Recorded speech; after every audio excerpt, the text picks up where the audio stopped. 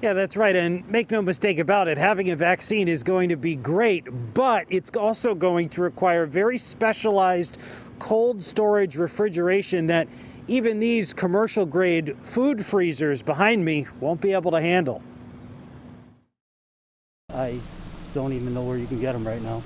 It's going to be hard to get that kind of equipment that quickly that goes to that temperature. Pfizer's vaccine contains mRNA, a sensitive genetic molecule that produces proteins, as such, requiring sensitive storage. So that means that we're all going to have to invest in these ultra low freezers. What you're looking at right now is a commercial food storage walk-in freezer.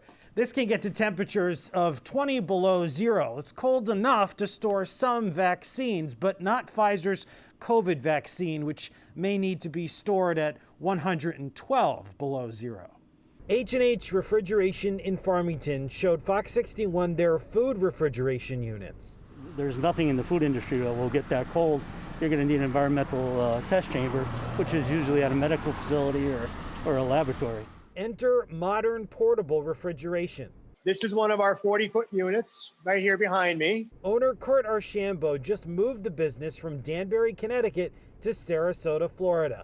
He took us on a tour of his 40 by 8-foot medical grade refrigeration trailers. You can see it's a flat floor. You would roll your racks right in with the vaccine, or they could palletize. Archambault says he's been fielding phone calls from Quest Diagnostics. Basically looking for negative 80 Fahrenheit holding freezers to hold vaccines. In the early stages of the virus, it was, of course, like I explained, for blood plasma, but that seems to have changed. These refrigeration units are expensive to buy, complex to build, and time-consuming to ship, or rather, import.